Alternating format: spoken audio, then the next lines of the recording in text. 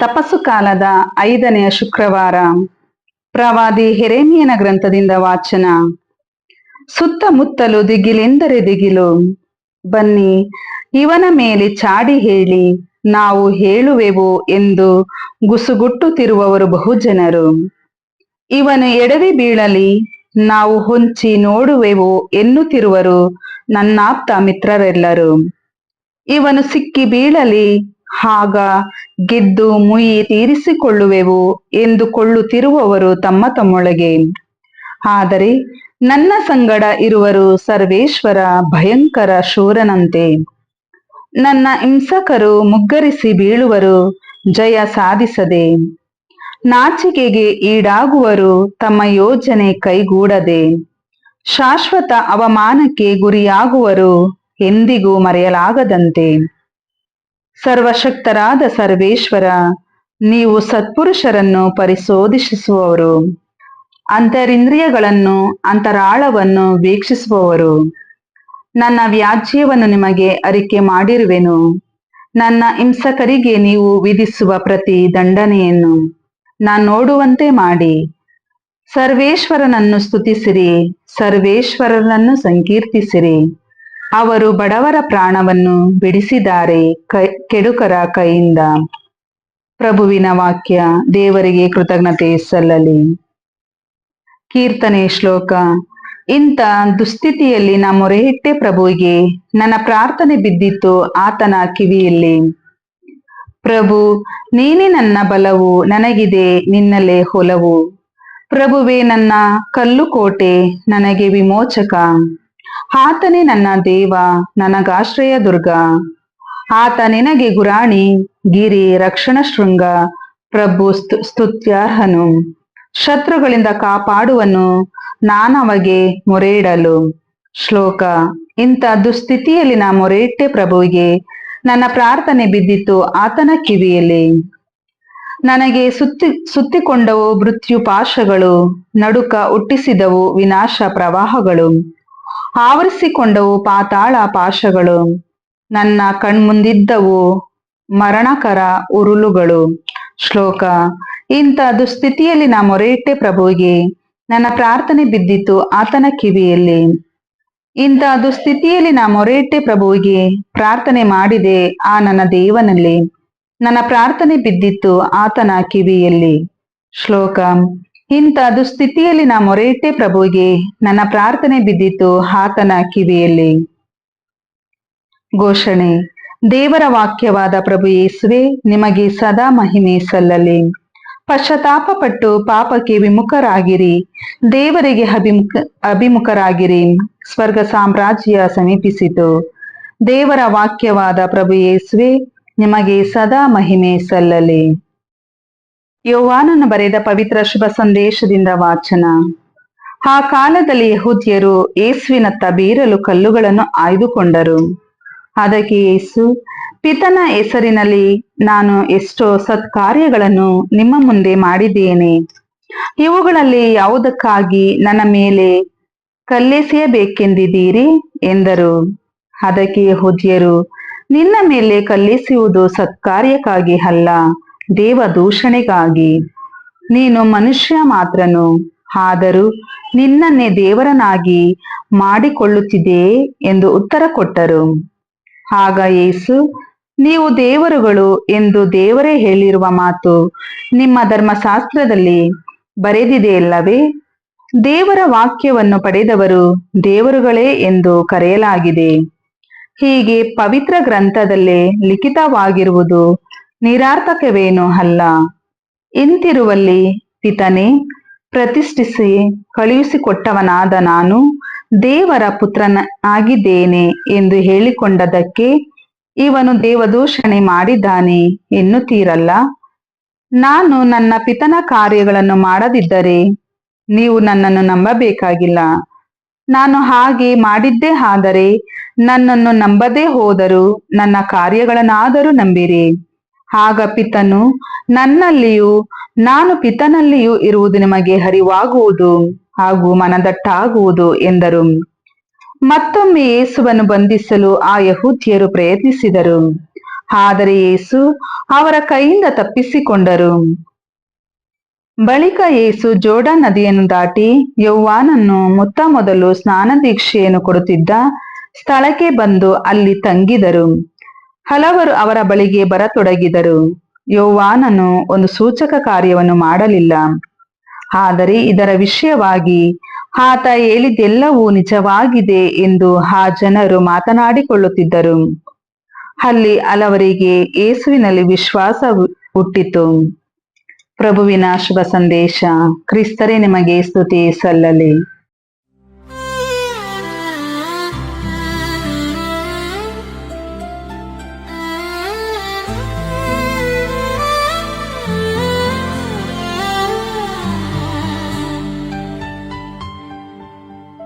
ತಂದೆಯ ಪ್ರೀತಿಯ ಕುಮಾರನು ಪಾಪಿಯ ರಕ್ಷಿಸಲು ದಾಸನ ರೂಪವನು ಪ್ರೀತಿಯಿಂತಾಳಿದನು.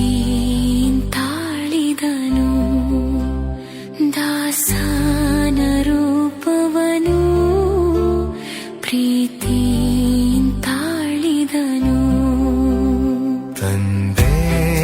ಪ್ರೀತಿಯ ಕುಮಾರನು ಪಾಪಿಯ ರಕ್ಷಿಸಲು ದಾಸನ ರೂಪವನು ಪ್ರೀತಿಯಿಂತಾಳಿದನು.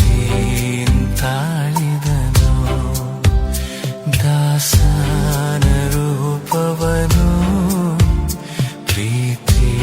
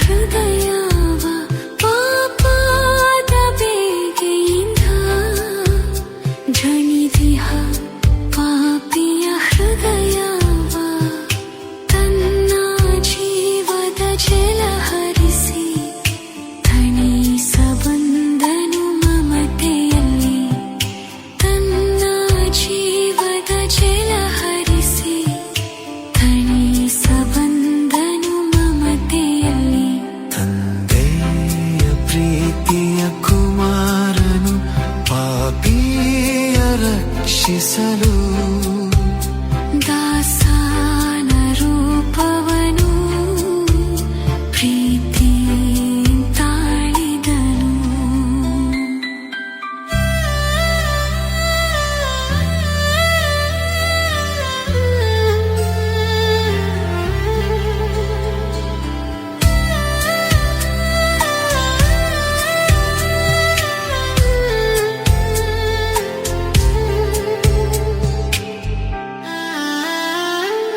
ಲೋಕದ ಕಾನನದಿ ಮಾರ್ಗವ ತಪ್ಪಿದ ಕುರಿಯನ್ನು, ಲೋಕದ ಕಾನನದಿ ಮಾರ್ಗವ ತಪ್ಪಿದ ಕುರಿಯನ್ನು ಸೈತಾನ ವ್ಯಾಘ್ರನ ಹಿಡಿತದಿಂದ ಬಿಡಿಸಬಂದನು ಕರುಣೆಯಲ್ಲಿ.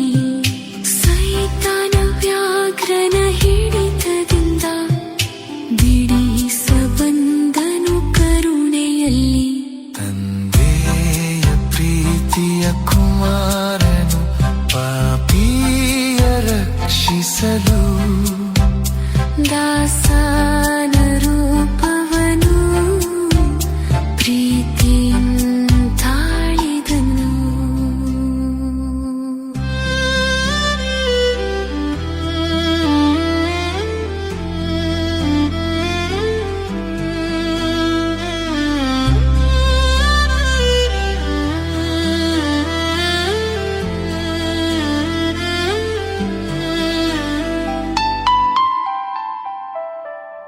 ಅತಿಶಯ ವರವನ್ನ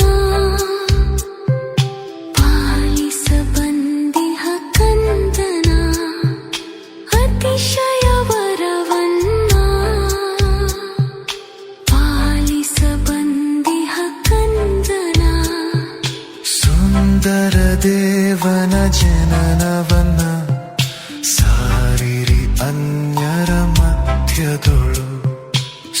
ಸುಂದರ ದೇವನ ಜನನವನ್ನ ಸಾರಿರಿ ಅನ್ಯರ ಮಧ್ಯದೊಳು.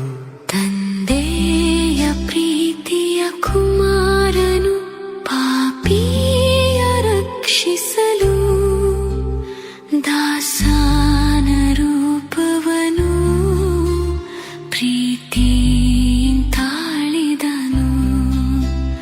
ದಾಸನ ರೂಪವನು ಪ್ರೀತಿಯಿಂದಾಳಿದನು. ದಾಸನ ರೂಪವನು ಪ್ರೀತಿಯಿಂದಾಳಿದನು.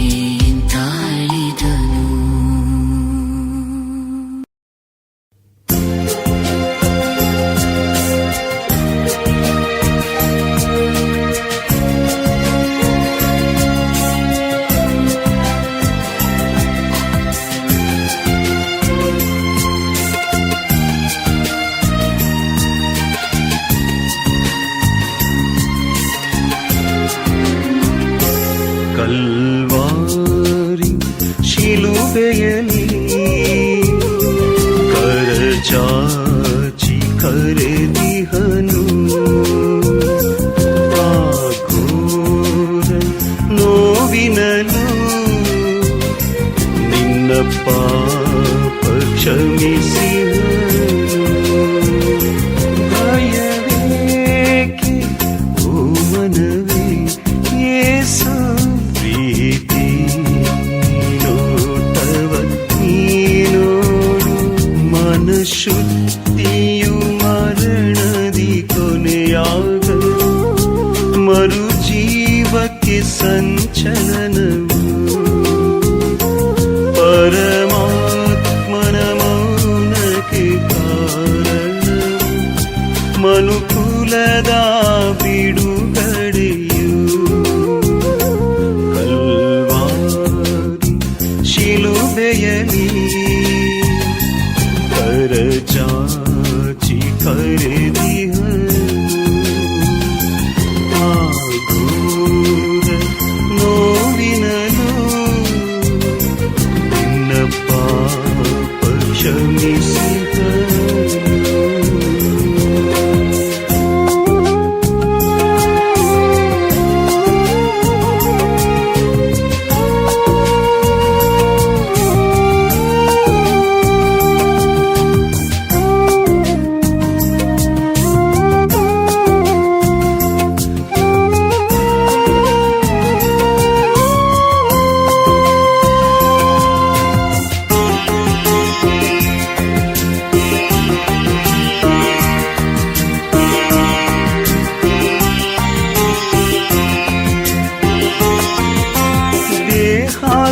ಸ್ಮರಣೆಯ ಕಲಿಸಿ ನರನಾಗಿ ನುಡಿಯಾದನು. ಸೇವೆಯ ಮಾನ್ಯತೆ ತಿಳಿಸಿ ಹೊಸ ಬಾಳು ನೀಡಿದನು. ನಿನ್ನ ಕಣ್ಣೀರ ಒರೆಸಿದ ಆ ಕೈಗಳ ಮೊಳೆ ಹೊಡೆದು ಸೀಳಿರುವೆ. ನಿನ್ನ ಮಾರ್ಗಕ್ಕೆ ಜೊತೆಯಾದ ಆ ಕಾಲ್ಗಳ ದಯೆಯಿಲ್ಲದೆ ಬಿಗಿದಿರುವೆ. ಕಲ್ವಾರಿ ಶಿಲುಬೆಯಲಿ ಕರಚಾಚಿ ಕರೆದಿಹನು. ಆ ಘೋರ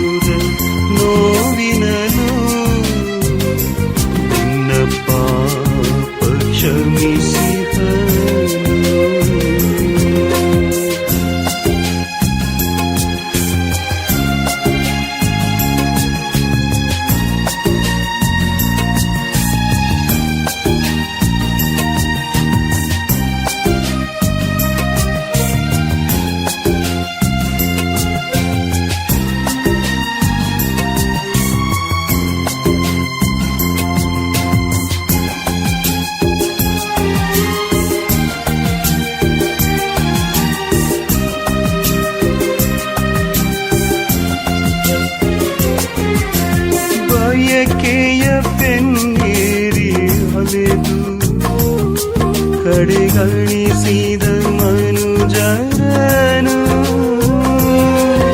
ಸ್ನೇಹದಿ ಸನಿಹಕ್ಕೆ ತೂಗಿ ಸುಖ ಶಾಂತಿಯ ಹರಸಿರನು.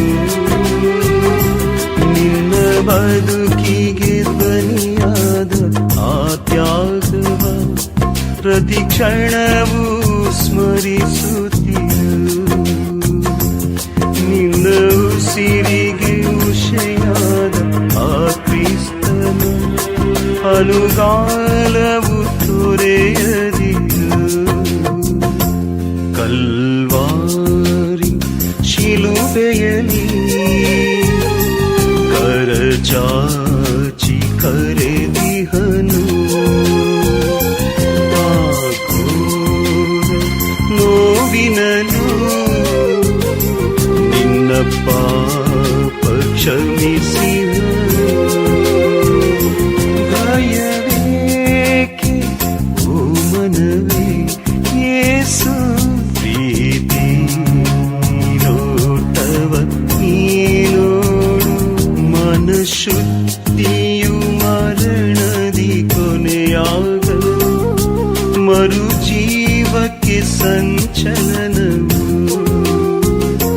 ಪರಮಾತ್ಮನ ಮೌನಕ್ಕೆ ಕಾರಣ ಮನುಕುಲದ ಬಿಡುಗಡೆಯು. ಕಲ್ವಾರಿ ಶಿಲುಬೆಯಲಿ ಕರಚಾಚಿ ಕರೆದಿಹನು. ಆ ಘೋರ ನೋವಿನಲು ನಿನ್ನ ಪಾಪ ಕ್ಷಮಿಸಿದನು.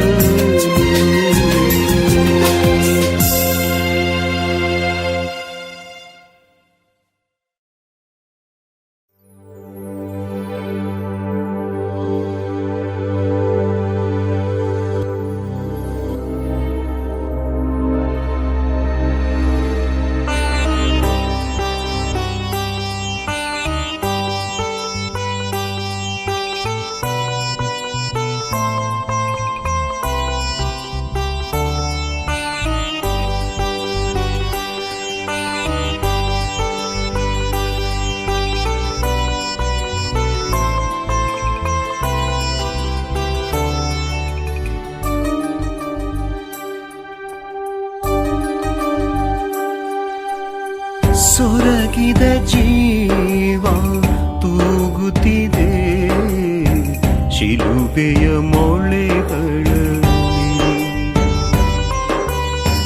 ಕರಗದ ಪ್ರೀತಿ ಸೊರಗುತ್ತಿದೆ ರಕುತದ ಮಡುವಿನಲ್ಲಿ. ಸೊರಗಿದ ಜೀವ ತೂಗುತ್ತಿದೆ ಶಿಲುಬೆಯ ಮೊಳೆಗಳಲ್ಲಿ.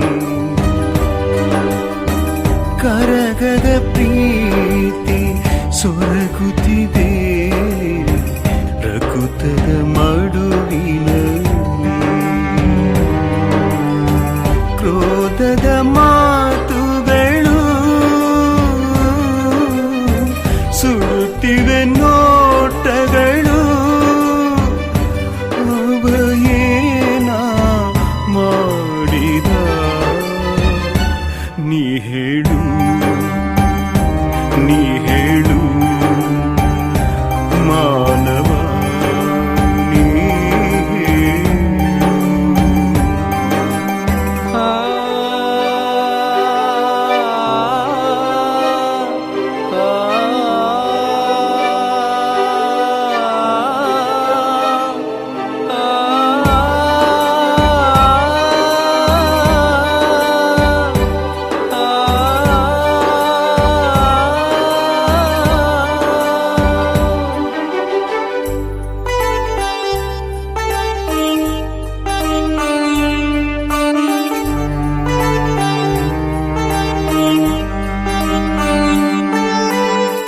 ಹಸಿವನು ಮರೆತ ಹಗೆತನ ಬಿಡಿಸಿದ ಮುದುಡಿದ ಸ್ವರಗಳ ಧ್ವನಿಯಾದ ಸಹಿಸಿದ ಸುಖವನ್ನು ತೊರೆದ ಮರುಗುವ ಮನಗಳ ನೆರಳಾದ ಆ ಯೇಸುವ ನೀ ನೋಡೋ ಪಾಪವ ಬಿಟ್ಟು ನೀ ಬಾರೋ ಆ ಯೇಸುವ ನೀ ನೋಡೋ ಪಾಪವ ಬಿಟ್ಟು ನೀ ಬಾರೋ ಅವ ಏನ ಮಾಡಿದ ನೀ ಹೇಳು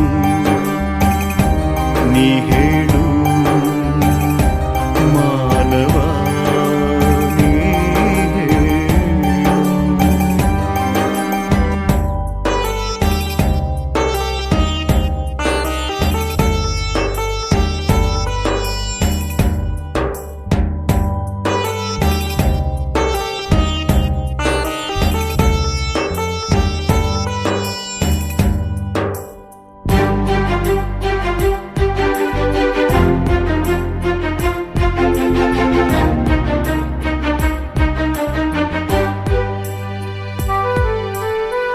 ಬಾಧೆಯ ಕಳೆದ ಭೇದವ ತೊಡೆದ ಬೆದರಿದ ಜನರಿಗೆ ಬಲವಾದ ಚಿಂತೆಯ ಅಳಿಸಿದ ಸದ್ಗುಣ ಕಲಿಸಿದ ಪಾವನ ಹಾದಿಯ ಬೆಳಕಾದ ಆ ಯೇಸುವ ನೀ ನೋಡೋ ಕತ್ತಲ ಬಿಟ್ಟು ನೀ ಬಾರೋ ಆ ಯೇಸುವ ನೀ ನೋಡೋ ಕತ್ತಲ ಬಿಟ್ಟು ನೀ ಬಾರೋ ಅವ ಏನ ಮಾಡಿದ ನೀ ಹೇಳು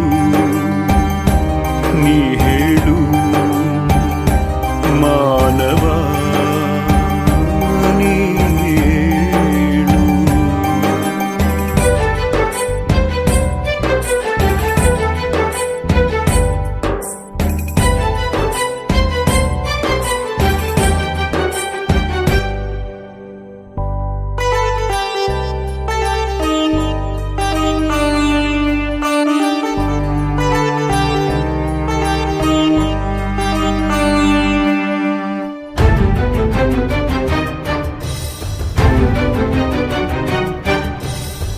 ತ್ಯಾಗದಿ ನೀತಿಯ ಕ್ಷಮೆಯಲಿ ಸೇವೆಯ ತಿಳಿಸುವ ಪ್ರೇರಕ ಗುರುವಾದ ಜ್ಞಾನದ ಭಕುತಿಯ ಧ್ಯಾನದ ಶಕುತಿಯ ತಿಳಿವನು ಹರಸುವ ಪ್ರಭುವಾದ ಆ ಯೇಸುವ ನೀ ನೋಡೋ